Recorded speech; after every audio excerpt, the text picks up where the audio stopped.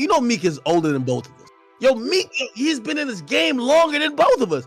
You're telling me that Meek just don't know the internet, that he doesn't understand that something is not clicking, bro. Like something is not click. I swear something just he doesn't get it, bro.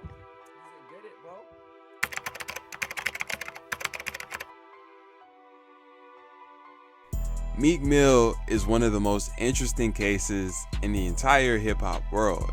He holds a special place in the hearts of a generation that can sing dreams and nightmares word for word, and remembers the early 10s era when Meek was regarded as one of the best in the game.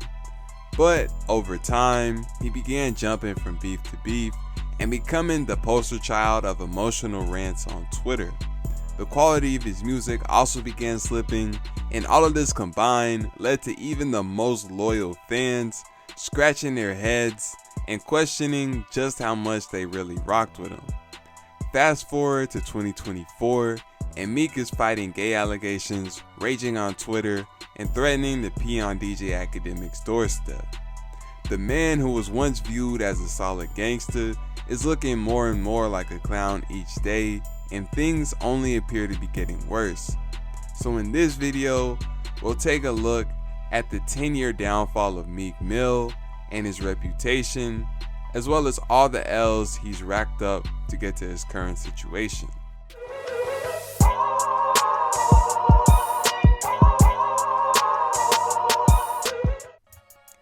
Meek Mill's career began in the 2000s. He made his name early on battle rapping. He put in work, putting out mixtapes like Flamers and Flamers 2 that caught the attention of the local Philadelphia scene. He was clearly talented and hungry, and this helped him build a dedicated following early on. Meek's big break came in 2011 when he signed with Rick Ross's Maybach Music Group after a fierce bidding war. Under MMG, he released his debut studio album Dreams and Nightmares in 2012. This album debuted at number 2 on the US Billboard Top 200 and was led by the hit single Amen featuring Drake. The title track Dreams and Nightmares became particularly iconic, serving as an anthem in various social and sporting events, and to this day is one of the most legendary songs of the 21st century. Throughout this period, Meek had some legal problems, but this era from 2012 to 2014 was the peak era of his career. However, during the end of these years, a different side of Meek began showing on the internet. In 2014, he began taking shots at Wale because he felt that Wale was hating on him by not promoting his music. Knowing Wale, Meek was probably 100% right, but the fact that he hopped on Twitter to complain wasn't a good look. However, nobody really thought too much of it. But in 2015, another situation would pop off because of Twitter, and this one would change Meek's career forever.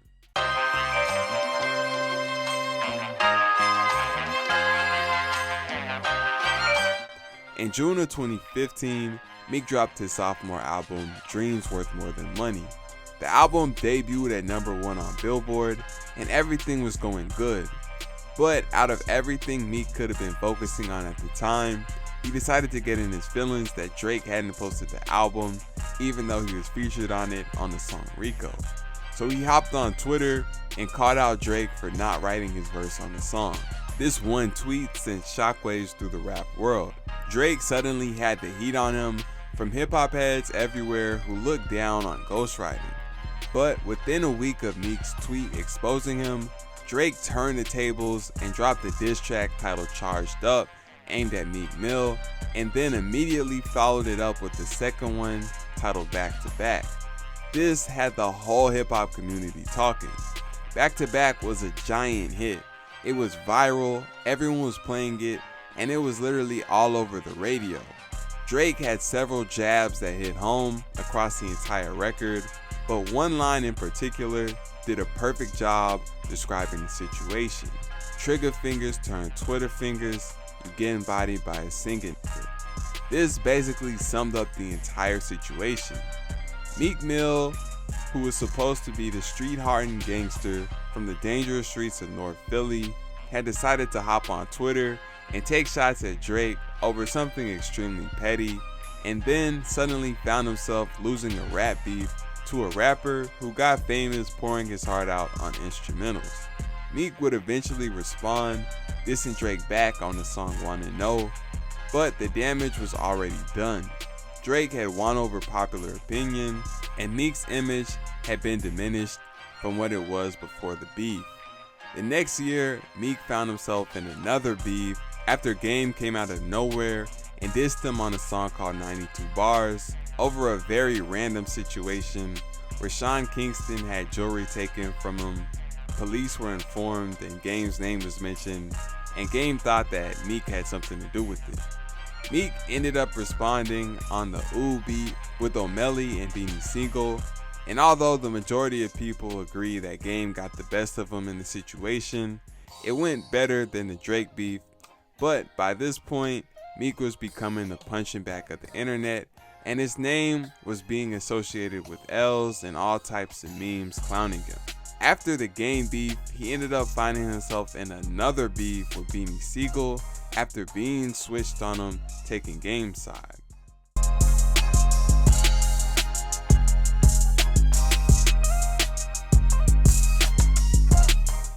Throughout this period, Meek was in a ton of drama, and to make matters worse, in December, he and Nicki broke up. In 2017, Meek was met with even more misfortune. In March, he was arrested after getting in a fight at the St. Louis airport.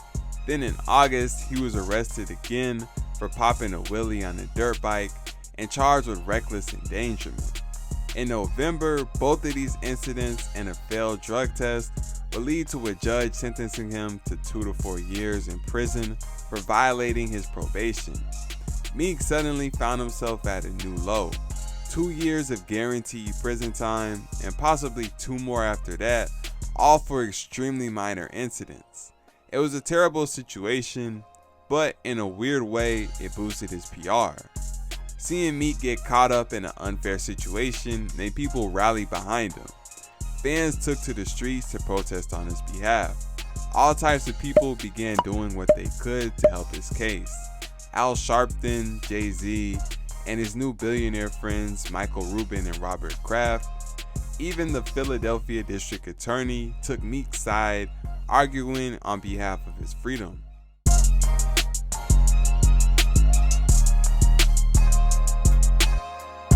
With all this support, Meek's legal team was able to get the Supreme Court of Pennsylvania to overrule the decision by Judge Brinkley to deny his bail, and Meek left prison on a helicopter and attended a 76ers game in celebration. After Meek came home, the entire 2018 was like a victory lap.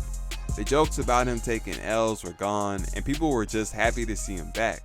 He appeared to have his head on straight and was using his platform to speak on his situation and promote prison reform. In December, he dropped Championships, a classic album that is still praised to this day as some of his best work. He and Drake were even able to squash old beef and teamed up again on the song Going Bad. Things were going good for Meek, but in 2020, he started getting back into his petty ways. Shortly after Meek came home from prison in 2018, him and Nicki began going back and forth on the internet. The situation had continued through 2019, but it wasn't really that serious. However, in January of 2020, things escalated when Meek ran into Nicki and her new husband in a store and got into a screaming match.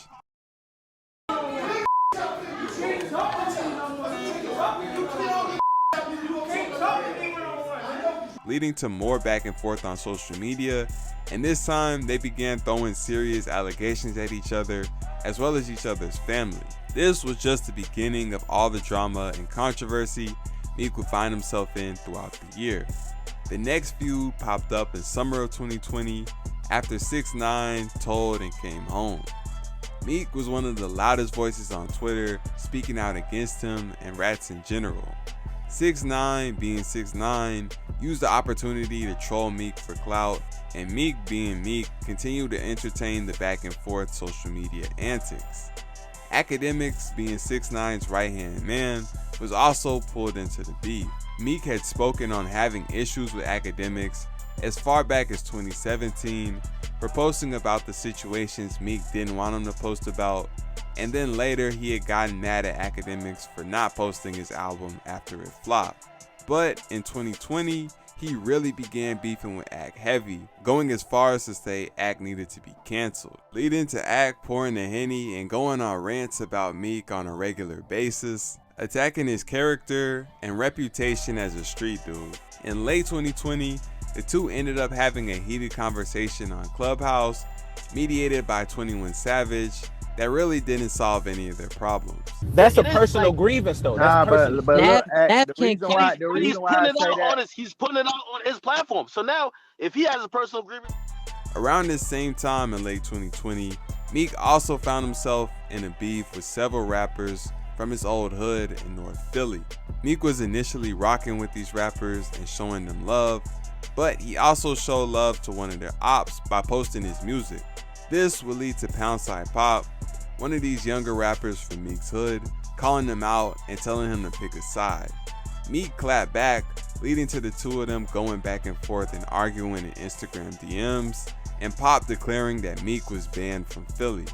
Pop ended up doing a DJ Vlad interview, speaking on his problems with Meek, and this hit the internet and had people everywhere talking about whether or not Meek was wrong for the situation.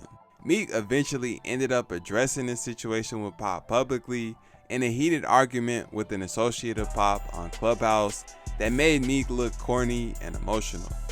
This is Omar Teagle Jr. Your dad is a rat. You come from Delaware. bro, this shit bullshit, bro.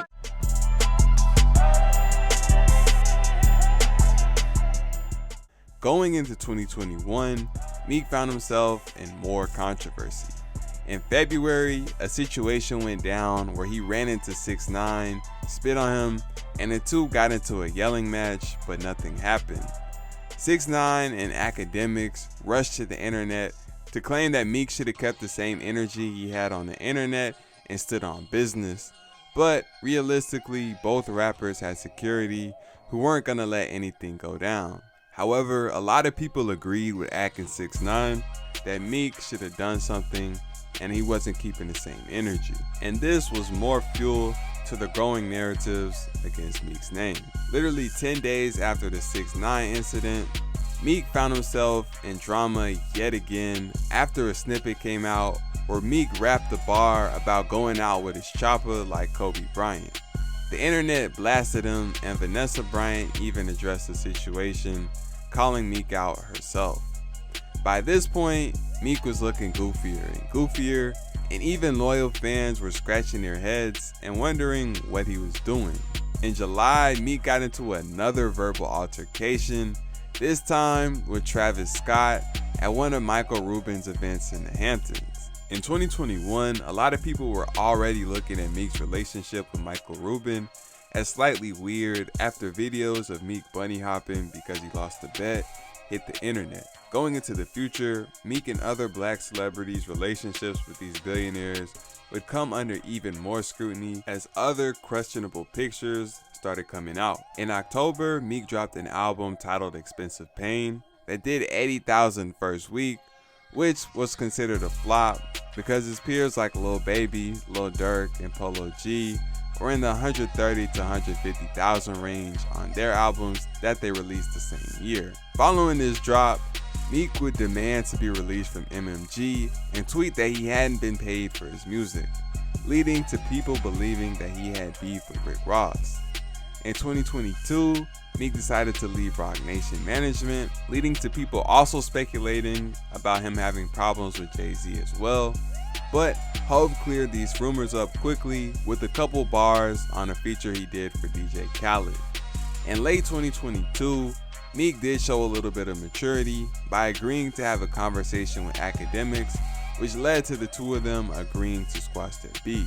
Sometime between 2022 and 2023, Meek also settled whatever problems he had with Rick Ross, and in late 2023, they even teamed up to drop a collab album, which they titled Too Good to Be True. Unfortunately, like most of the other music that dropped this year, the album did underwhelming numbers, selling around 30,000 first week, leading to people labeling it as a flop. But the project didn't do bad to have been released independently, and Meek made sure to hop on Twitter and make sure that this was known. The next month, Meek jumped into yet another petty beef on the internet, this time with Trippie Redd of all people. The situation stemmed back to his 2020 beef with Poundside Pop. In 2023, Trippie and Pop ended up linking, and Meek didn't like this and unfollowed Trippie Redd. This was obviously hypocritical because Meek saw nothing wrong with showing love to Pop's ops, which was how their whole beef started. But when the shoe was on the other foot and Trippie supported someone Meek had beef with, he didn't like it. Trippie went on his Instagram story criticizing Meek for being a hypocrite, and Meek went off, typing up a long paragraph on Instagram saying Trippie was banned from Philly and a bunch of other things. This was another bad look for Meek, but in February of 2024, he would find himself in one of the worst controversies of his career that literally no one could have seen coming.